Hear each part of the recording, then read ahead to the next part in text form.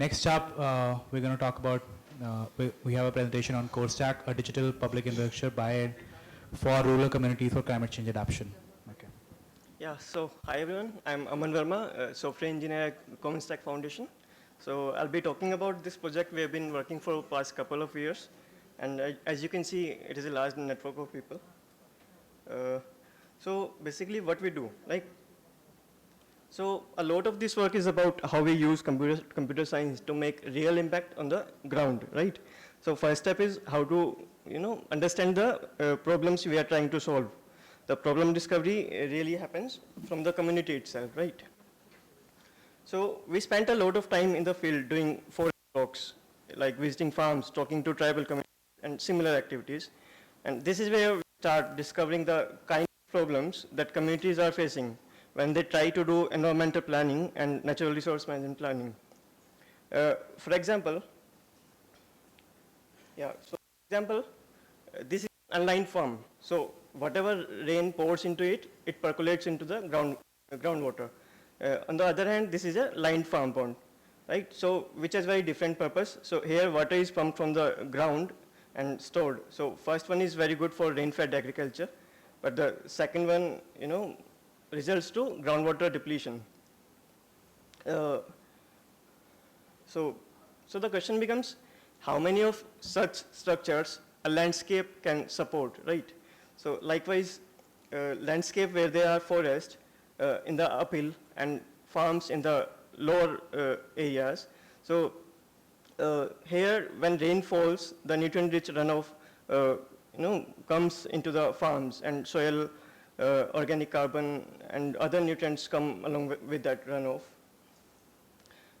Likewise, in different terrains, there are traditional water structure that existed earlier, but now with easier access to groundwater, many of these traditional systems are no longer, maintained. So these all channels are now blocked, right, and so on. So question arises how we debug the landscape, right? And similarly, there are also economic factor, like people want to move out of villages, seek exciting life for themselves, and pursue their aspirations. So how do we manage all these dynamics? So this is really what the CoRE stack is meant for. How do we build tools, systems, use data, and put them in the hands of community so that they can think about what destinies they want to pursue for themselves. So when we think about landscapes, we are dealing with a highly interconnected system, like water, soil, biodiversity. All these things have feedback loops, right? So, but we have, kind of messed up this significantly. So what are some major challenges, right? So there's a disconnect between, individual good and common good. There's a desire to move fast, right? And there's short-term thinking. So through all these field immersions, we identified 3 areas where technology can help, right? So one major issue is inequality. Why is there such a strong focus on individual benefit? Much of it, stems from inequality. Despite affirmative action and government schemes, power structure remain imbalanced. The marginalized communities, lower caste groups, tribal communities demand structures like farm bonds, but often do not receive them. There is a elite capture, corruption, and political influence. Larger farmers and politically connected communities ends up getting many of these benefits. So we need a system that improve transparency, maintain accountability, and ensure that government schemes that are meant to work bottom up actually function that way. Also, we need science and data so that planning is more informed, it's more technically and scientifically sound. For example, groundwater pumping, how much groundwater pumping a landscape can support. Right? So those things can be determined through different hydrological modeling. And finally, communities also need a collective understanding. Everyone needs to be on the same page. For example, how much sugarcane can be planted in an area, right? So this is again one of the places where we think data can help, where if communities see visualization, they sit together and they discuss some of these things. They see what's happening in our village, what's happening in the neighboring village, right? And they can compare these things. So that's really the background. So we are building core stack that we view as a digital public infrastructure. And we are doing it at a bunch of different layers, right? So at the base layer, we bring together multiple data sets, like how land cover and land use is changing over time, which areas are getting deforested, where is forest canopy cover is decreasing, right? So researchers and students at IIT Delhi have built many of these models as a part of their academic work. We then take them and deploy and merge them into core stack. On these data sets, there is a second layer where we then compute analytics, like for a given spatial unit, like village or a panchayat. We are able to compute a lot of these different indicators of how things are changing. We try to understand how many indicators are needed to describe a landscape through our visits in community and forest work and talking to people. And across regions of Rajasthan, Odisha, Jharkhand, Bihar, Karnataka, we identified 81 broad variables. Over 2 years, we only been able to implement 22 out of them. So there is still a large gap, and we hope many of you will join us to close that gap. Then on top of these indicators, we built some, right? And all these indicators are available through APIs. Anyone can access them. This is all open source. All our data sets and these computed indicators are open source. You can, and then we have dashboards through which you can download. Then we have stack specs, so you can get the data easily, right? So on top of this, we built a few tools. So one of these is Know Your Landscape. So I'll show this quickly. So this tool is basically meant for people like NGOs.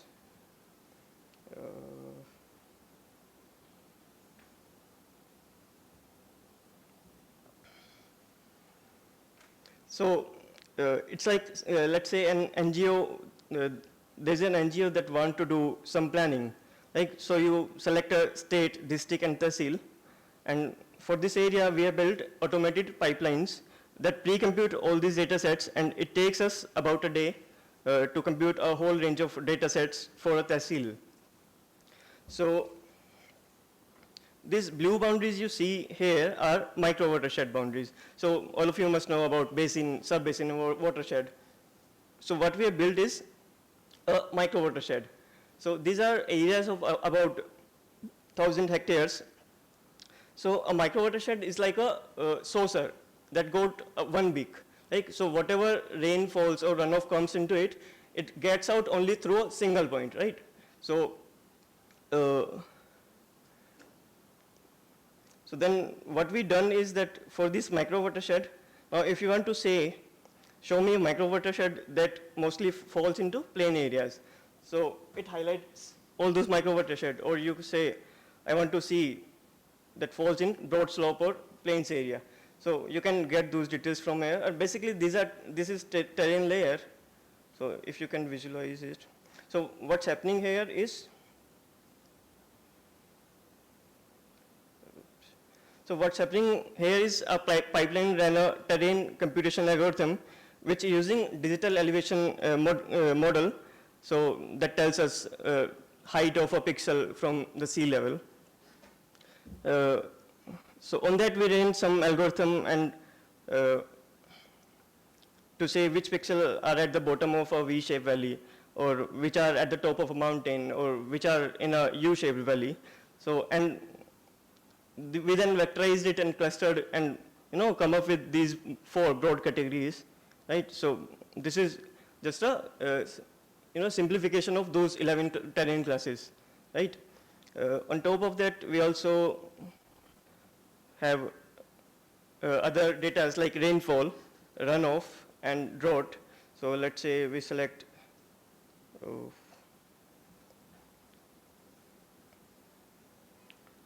let's say we select areas that have drought at least one since 2017. So these are the micro watershed that faced drought, that are drought prone, right? And then we have other layers as well, like surface water bodies. So here you can say, so show me areas that have less than 30. Fortunately, there is any in this.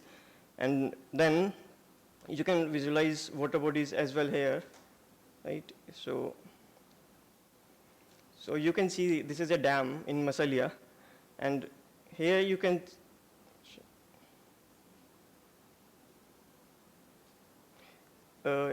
see there are different colors of blue, right? So it tells how much water is there in Kharif, how much is in Kharif and Zaid, and how much is in Kharif, Zaid, and Rabi. So monsoon, post-monsoon, and winter maybe, during summer, right? So these are parameters you can see and identify, and you can get a sense that what are the areas that are in plains or slopes and are drought prone and are water stressed. So you can get that idea from here. Also, there is a micro watershed report that we generate. So if you click on any micro watershed and just click this view micro watershed, it takes a couple of seconds. So it tells that what is the terrain type of that micro watershed, how much area is at slope, how much is at plains, and what is the, how much area is covered by trees or farmlands. Then if there is a conversion from trees to built up or tree to barren, then what is the cropping intensity like if people are doing single crop there or double crop or triple crop, right? So then surface water availability, like what is the trend of water throughout since 2017. Then we have water balance, like what is the precipitation like, what is the runoff like, evapotranspiration. Then based on that we calculate water balance, groundwater balance, right? Then we have drought analysis, so how many are dry spells for a particular year. Then we have a list of villages that falls into that micro watershed, and it's data from census and NREGA, right? So these are few things.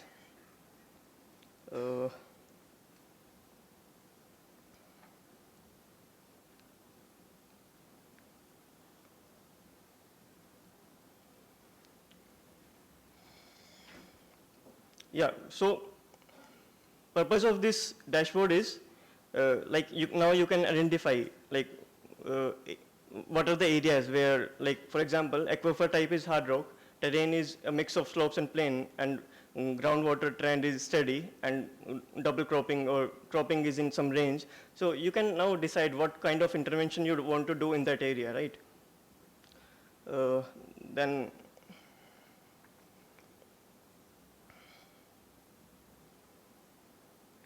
so behind this all, there are some very interesting algorithms. Like for terrain, like it basically sees whether a pixel is in its local neighborhood is at top or not, or whether it is in a wider neighborhood or just, it just help in classification. Similarly, we have other algorithms. These are just, for example, we have a ton of these algorithms. So similarly, we do cropping density. We just use satellite data and satellite visit same spot in every 5 days. So we build a time series of that data, and we do peak counting. And based on that, we identify whether they are single cropping or is happening, or double cropping or triple cropping is happening. So these are a bunch of algorithms. Similarly, we have one more tool, and that is meant for people in the community. Those are present on the ground, right? So here people can like visit at the site, they can geotag and that we want a structure to be built here, right? And after that, the main thing here is after all that planning, this data becomes validated. Like it is a science-backed data. Like I'm demanding for a water farm pond, then I can provide the data that if a farm pond is to be built here, then what will the water tank will be there? Like how till when it will fill up and till when the water will stay there. And eventually what we get from here is a DPR, a detailed project report, that we can submit to Gram Sabha. From there it can go to Panchayat and Narega. So now this is science-backed data and no one can deny it, right? Kind of, it became that thing I'm talking about, social accountability and transparency, it comes from here, right?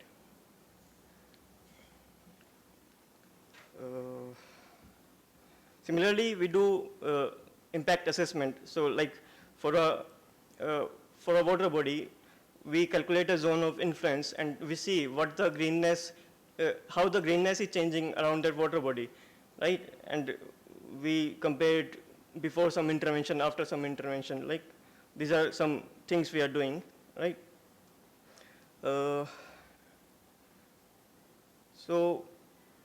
I showed what kind of models we have built, and these models need to be run for a particular AI, for which we have created automated pipelines that trigger computation on G or GPU servers that generate outputs and make the raster or vector file available on GeoServer for visualization.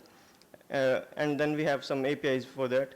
So now computing over these layers, there are dependencies. So you start with at some point, and so you service some data sets on which you run some algorithm that produces some output on which you can run some other algorithm, and then that creates some output and so on. So this we do location by location, and now to maintain all of it, we are actually moving to a using Airflow, where we will represent everything as a DAG, directed acyclic graph. Right? Then we can do like, basically it is that if let's say we improve, like say we improve this ML model here, so then we want is that everything downstream can be automatically recomputed based on that.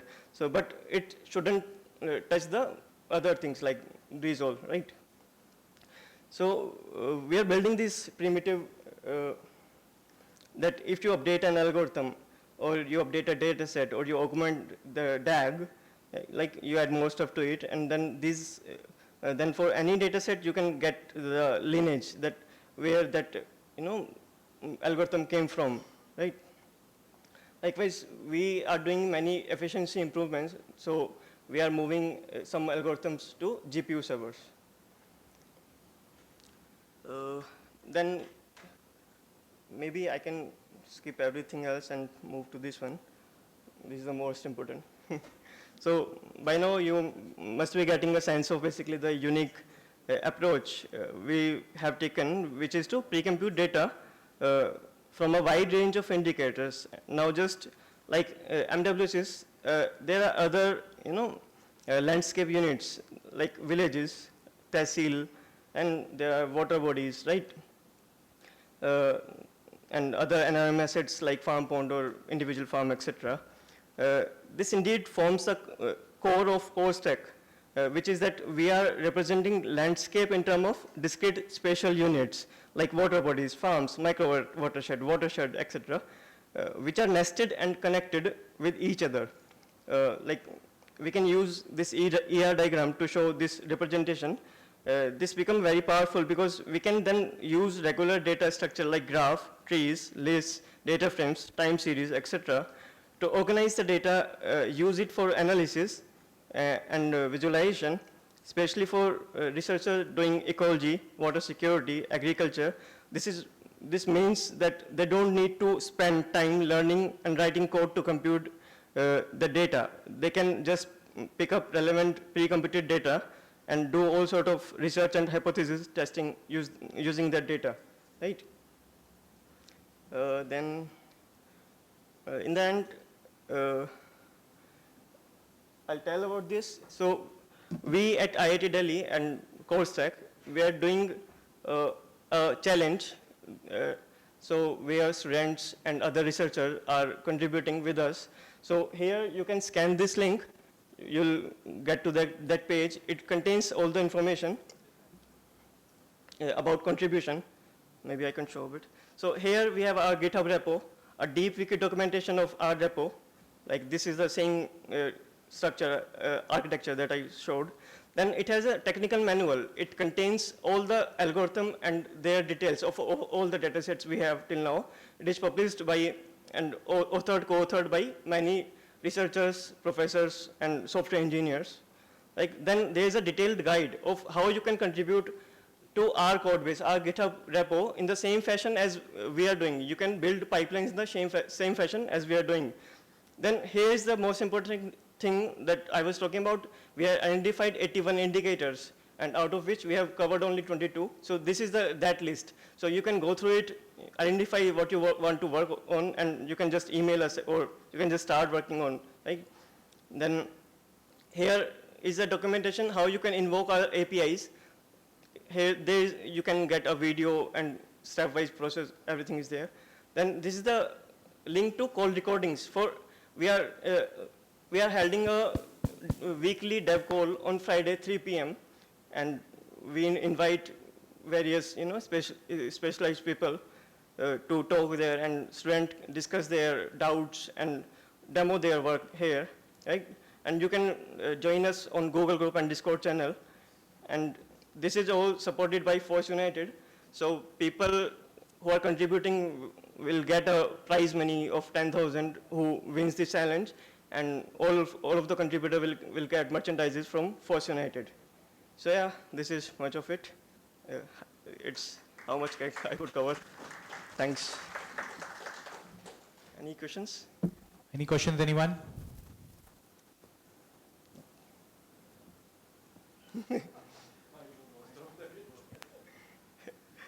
Okay, thank you.